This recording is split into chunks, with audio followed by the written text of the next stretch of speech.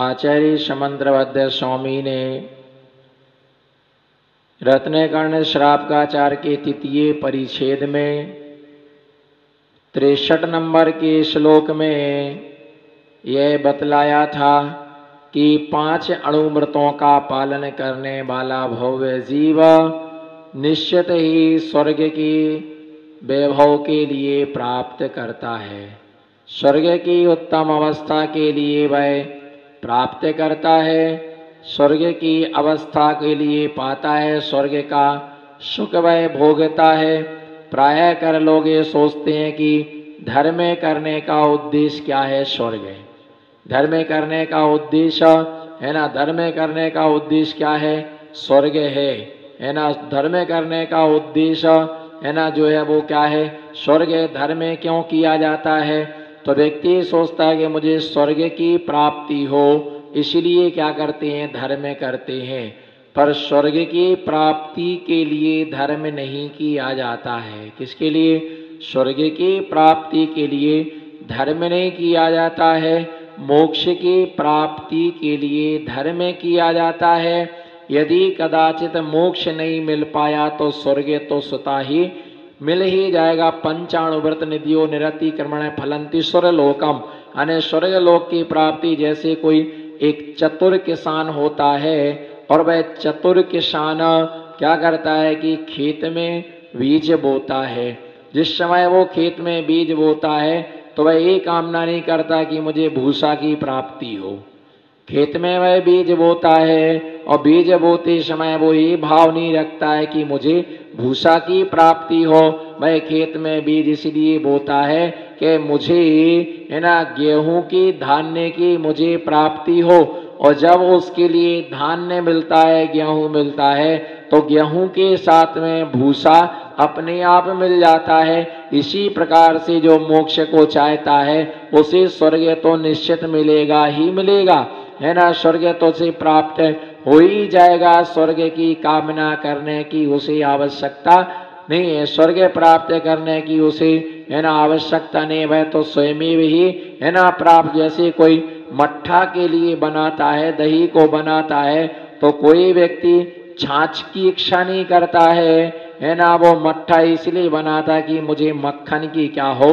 मक्खन की मुझे प्राप्ति हो, है ना। और मक्खन जिसे प्राप्त होगा तो उसको बिलोने से छाछ सुताई क्या हो जाता है? सिद्ध हो जाता है। और ये जो स्वर्ग है वो छाछ की तरह है। स्वर्ग जो है ना, स्वर्ग जो है वह छाछ की तरह है। स्वर्ग जो है वह भूसा की तरह है ना। और मोक्ष का सुख जो होता है वह सबके लिए प्राप्त नहीं होता है। स्वर्ग जाने के लिए धर्म करने की आवश्यकता नहीं है, वो तो सहज से ही वो मिल जाएगा। थोड़े से धर्म से भी क्या मिल जाएगा? स्वर्ग। थोड़े से धर्म से स्वर्ग मिलता है। बोलो, थोड़े से धर्म से स्वर्ग मिलता है।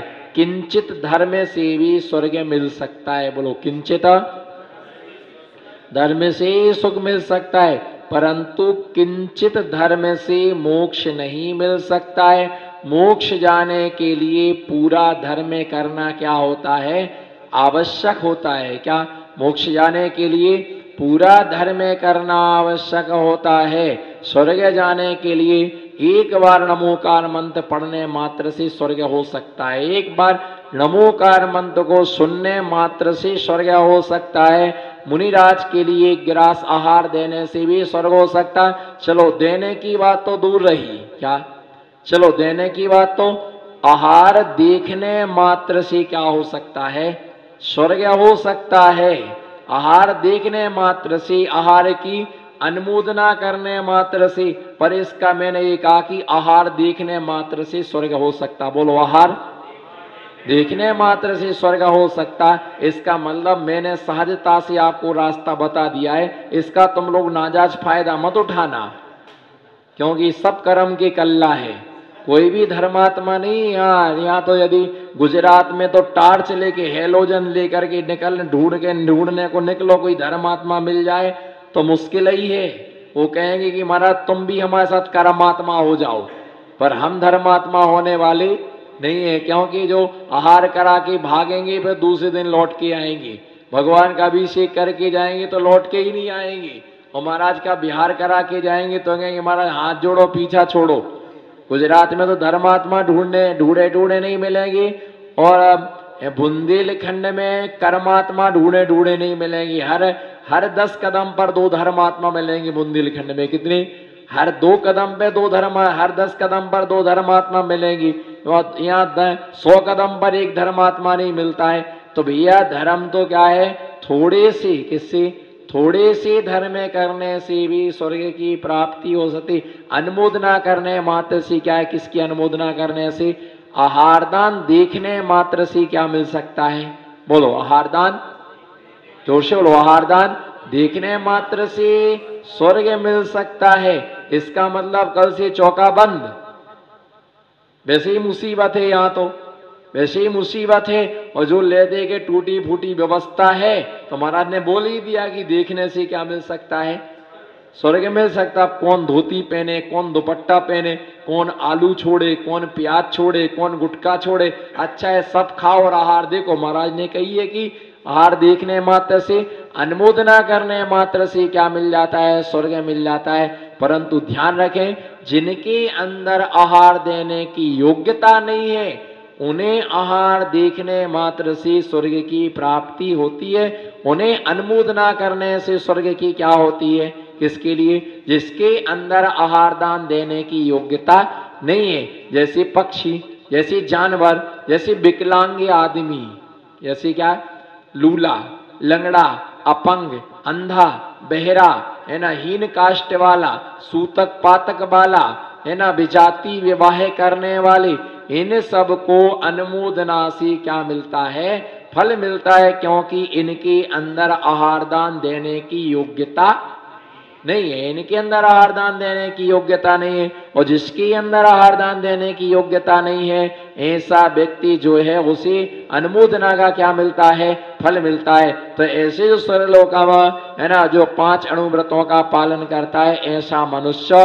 लेकिन भाई भी क्या दिया है? 5 अणुव्रतों का मतलब होता है कि निरतिचार जो व्रत पालन करता है। और अणुव्रत का मतलब जीवों की रक्षा करना, जीवों पर दया करना। वो भी कितने दिन? जीवों की रक्षा, जीवों पर दया 1 दिन नहीं, रोज रोज करना। 1 दिन छान के पानी पी लिया तो ये नहीं समझना कि हम अणुव्रती हो गए। क्या? यानी 1 दिन छान करके पानी पी लेना, नमो सिद्धाड़म। क्या?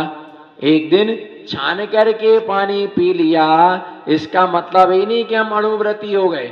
1 दिन तुमने एक चींटी को बचा लिया, इसका मतलब ये नहीं कि तुम अणुव्रती हो गए। एक बार तुमने क्या आलू प्याज का 1 महीने को त्याग कर दिया। हमने तो भारी जीवों के लिए अभयदान दिया, ठीक है, तुमने अभयदान दिया, पर आलू प्याज को छोड़ने मात्र से कोई व्यक्ति अणुव्रती नहीं हो जाता है। क्या नहीं हो जाता है? आलू छोड़ने से कोई व्यक्ति अणुव्रती नहीं हो जाता है ना। आलू छोड़ने से कोई व्यक्ति, प्याज को छोड़ने से कोई व्यक्ति अणुव्रती नहीं हो जाता है। उसके लिए पूरा जीवन भर के लिए, है ना, जीवन भर के लिए क्या करना पड़ता है? जीवन भर के लिए त्याग करना पड़ता है। उसके लिए क्या है? जीवन भर के लिए उसको क्या करना पड़ता है? त्याग करना पड़ता है। 1 दिन के त्याग से क्या नहीं होता? काम नहीं चलता है। और अणुव्रत कितने दिन के होते हैं? अणुव्रत जीवन भर के होते हैं। कितने दिन के होते हैं? अणुव्रत जो होते हैं, अणुव्रत का मतलब होता है प्रतिमाधारी बनना। क्या होता है अणुव्रत माने?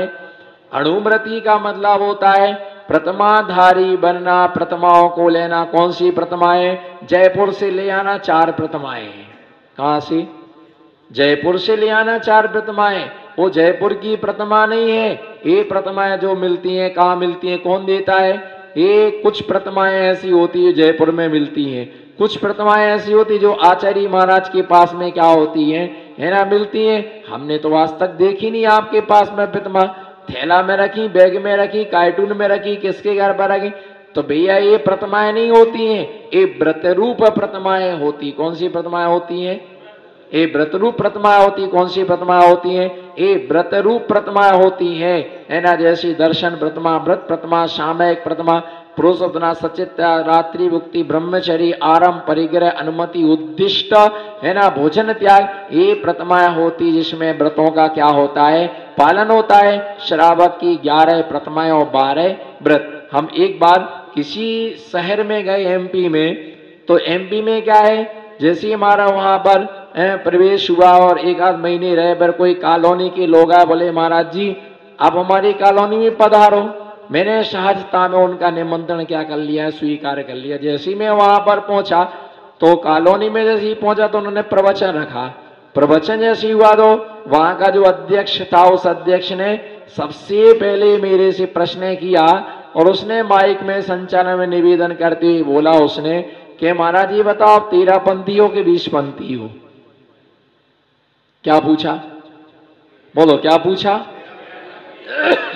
उसने मेरे को प्रश्न पूछा कि आप 13 पंथी या 20 पंथी है? तो मैंने कहा कि लातों के भूत हाथों से नहीं मानते हैं। किसके? बोलो लातों के भूत हाथों से नहीं मानते हैं। जोर से बोलो, लातों के भूत हाथों से नहीं मानते, और लातों के भूत बातों से भी। अगर अपन किसी को प्रेम से समझाओ ना तो समझा, वो समझता है कि इनको हमारी गरज पड़ी है, और जब उसको डंडा चलाओ ना तो उसको समझ में आता है कि नहीं नहीं हमारी इनको जरूरत नहीं, हमें इनकी क्या है। हमने भी उसको अच्छी तरह से और ठेठ हिंदी में समझाया, अंग्रेजी का हमने आश्रय नहीं लिया, ठेठ हिंदी में समझाया है ना। उसने कहा कि आप 13 पंथी है 20 पंथी है? मैंने कहा भैया ना मैं 13 पंथी हूं ना 20 पंथी हूं, मैं तो आगम पंथी हूं। क्या हूं? शिव पंथी। कौन से पंथी? बोलो भाई कौन से पंथी? ना मैं 13 पंथी हूं, बोलो ना मैं दोष, ना मैं 13 पंथी हूं ना मैं 20 पंथी हूं। मैं क्या हूं? मैं क्या हूं?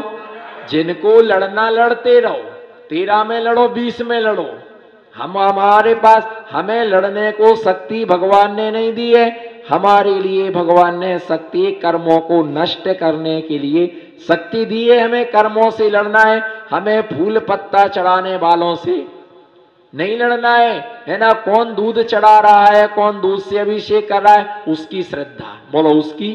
कोई दूध से अभिषेक कर रहा, उसकी श्रद्धा। कोई जल से अभिषेक कर रहा, उसकी श्रद्धा। कोई आम चढ़ा रहा, उसकी श्रद्धा। कोई पपीता चढ़ा रहा, उसकी श्रद्धा। कोई चोखा चढ़ा रहा, उसकी श्रद्धा। कोई बादाम चढ़ा रहा, उसकी श्रद्धा। वो जिससे कर रहा, कोई चंदन से है ना भगवान का अभिषेक कर रहा, उसकी श्रद्धा। ये हमारा सब्जेक्ट नहीं है, ये हमारा विषय नहीं है। तुम्हें लड़ना, तुम लड़ते रहो, झगड़ते रहो, वाद विवाद। मैंने उसको ठेठ हिंदी में समझाया भैया हम जो, मैंने कहा कि भैया मैं तो आगम पंथी ना 13 पंथी ना, बोलो भाई ना 13 पंथी ना 20 पंथी, मैं हूं आगम पंथी। मैं हूं आगम पंथी। जो शास्त्रों में लिखा है हमें वो कार्य करना है ना। और इस संकलेशता में धर्म नहीं होता। बोलो भाई संकलेशता में धर्म नहीं होता, और धर्म में बोलो बागी द्वारा की आत्मा।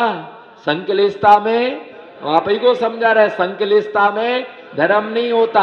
और धर्म में कभी तुमने दूध चढ़ाया तो चढ़ाया क्यों? उसने बेचारे ने दूध चढ़ाया, तुमने उसका खून चढ़ा दिया।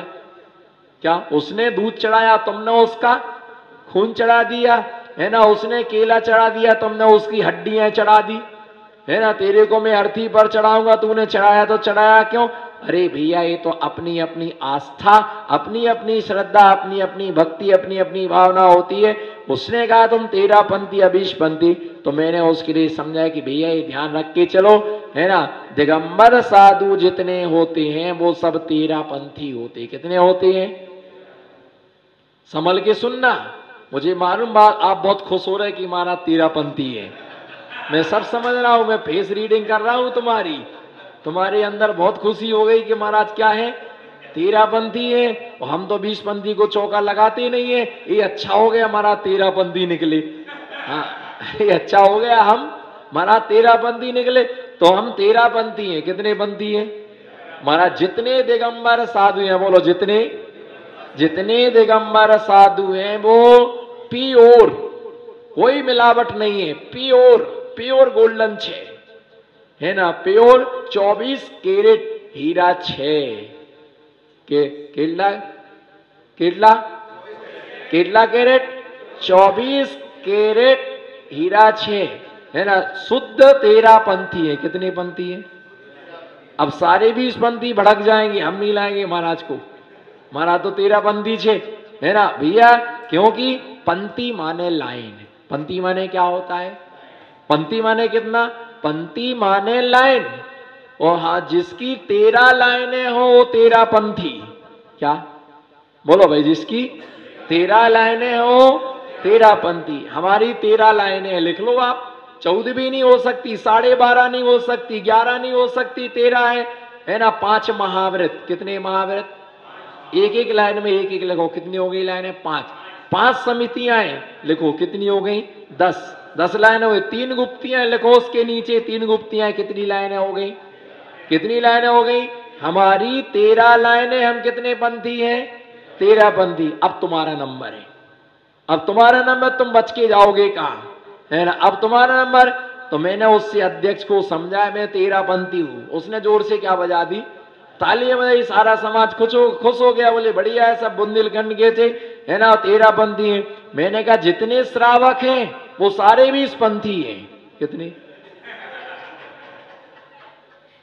जितने श्रावक, जितने श्रावक हैं वो सब 20 पंथी। अरे 20 पंथी कैसे हो गए सारे श्रावक, हम तो दूध का अभिषेक करते नहीं, बोलो हम तो दूध का अभिषेक करते नहीं, और हम घी का अभिषेक करते नहीं, है ना, हम तो ये सब कुछ करते नहीं है। हरे फल फूल हम क्या करते नहीं है, हरे फल फूल हम चढ़ाते नहीं है ना। जब हम ये सब चढ़ाते नहीं है तो हम 20 पंथी कैसे हुए। मैंने कहा जितने श्रावक हैं वो सारे श्रावक कितने पंथी हैं, बोलो कितने पंथी हैं, जितने श्रावक हैं वो सब श्रावक क्या है, 20 पंथी है ना। सारे श्रावक क्या है ना, 20 पंथी है। उन्होंने कहा कैसे हैं सारे श्रावक 20 पंथी, कैसे हैं साहब, बोलो पूछो महाराज 20 पंथी हम कैसे हैं।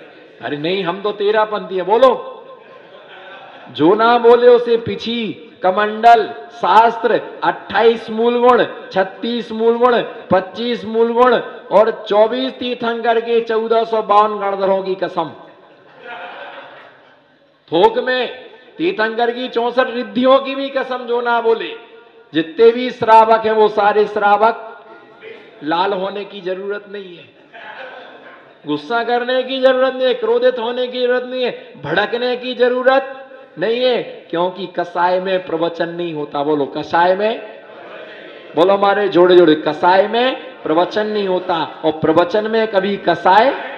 लाल होने की जरूरत नहीं है, और पीछे के पीछे भागने की भी जरूरत, भागने की कोशिश मत करना, पकड़े जाओगे। कैमरा नजर पर छे, कैमरा नजर पर छे, है ना। श्रावक, सारे श्रावक 20 पंथी हैं, कोई भी श्रावक 13 पंथी नहीं है, सारे श्रावक 20 पंथी हैं। चाहे तुम फल चढ़ाओ नहीं चढ़ाओ, है ना, दूध से अभिषेक करो नहीं करो, है ना, कुछ भी है, पर 20। बोले कैसे, सबने प्रश्न खड़ा किया एक साथ, कैसी। मैंने कहा शांति रखो।